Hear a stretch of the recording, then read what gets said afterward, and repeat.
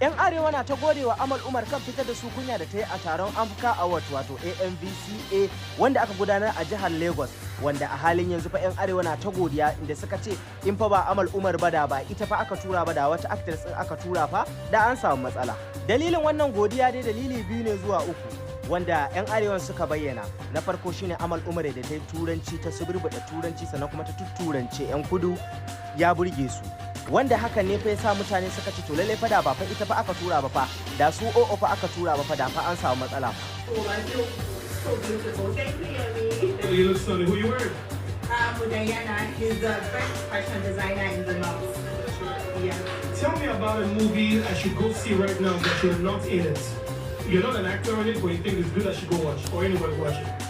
Sai na biyu kuma shine yadda Amal Umar din ta yi diresin, wato kayan da ta saka abu, saboda zan iya cewa inda taron diresin ake wato taron fit da nuna irin sutura da mutum zai saka to na tabbata Amal in bata zo a na ɗaya ba to za ta zo a na biyu, saboda duk hakan kuma ya faru ne da taimakon Madayana wanda shine fashion designer na arewa, wanda a halin yanzu ita kanta Amal Umar in ta bayyana musu a can kudin kan cewa a arewa fa babu kamansa. Da ta fara kira wanda ta gaya mun cewa an zaɓe ta zuwa wurin wannan award ɗin, sannan kuma ni zan zama wanda zai mata kayanta da za ta je wannan award ɗin. Na ji daɗi sosai a lokacin da ta gaya mun haka. A lokacin na ɗaukar mata alƙawari cewa zan ba ta masterpiece nan arewa da abin da za mu sa zai kasance very modest and dole zai rufe jiki, so na yi kokari na yi maintain wannan dignity din nan. Sai na uku kuma akwai kamun kai yadda Amal Umar dai ta zama very calm a wannan guri, ta nutsu kuma ta yi focusing akan abin da ya kai ta. Wannan abun ma ya ƙara tabbatar da cewa fa she is a reasonable person, wanda hakan ne fa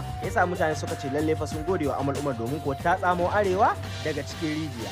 To daga nan kuma akwai sauran mutane wanda suka halarci wannan taro, inda akwai su Fatiya yar TikTok da kuma wata mata da naga ta saka biredi a jikinta. To dukkansu dai su ma dai sun yi performing a wannan waje.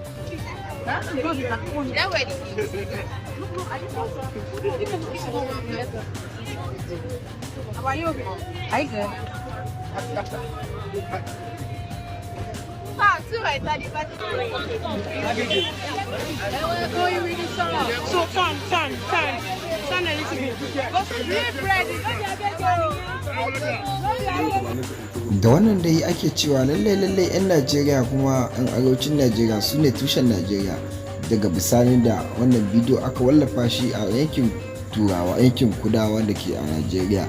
Wannan dai tabbas Amal Umar ta taka rawar gani wajen ganin ta zama zakaran gwaji wa na wajen kwatowa 'yan arewacin Najeriya wana inganci wajen wanka. So da kuma wasu daga wani gefe sun kame har da wani biredi aka dan lallaka ba a gefe, to da mai sauro da kuma masu malafan riga kenan.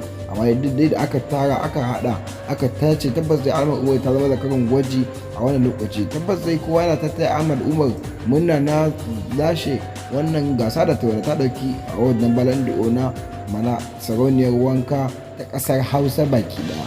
Kuma sauro wasu na ganin tabbas turancin da ta watsa a wajen nan ta tashi taro, wanda wasu ke tunanin cewa Amal Umar bata iya wannan turanci ba, kuma kada mai yaga Amal Umar ta ba wa maraɗa kunya.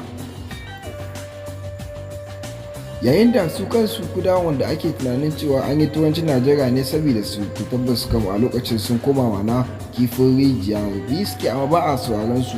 Wadda Amal Umar ta yi shiga ta kamala da kuma yanayin tsarin kwalliyar tata da makeup din ya nuna cewa ba na sa'an yaro bane ba. To mai sauraro duka anan ƙarshen shirin na mai zuwa alkari 24 tana alfahari da ku. Kafin nan idan wani ne bakon kasance ka rawa ga wani alamsu suka inda aka mana share da musamman sabbin shirye-shiryen mu. Mun gode, sai da ku. Allah ya samu dace.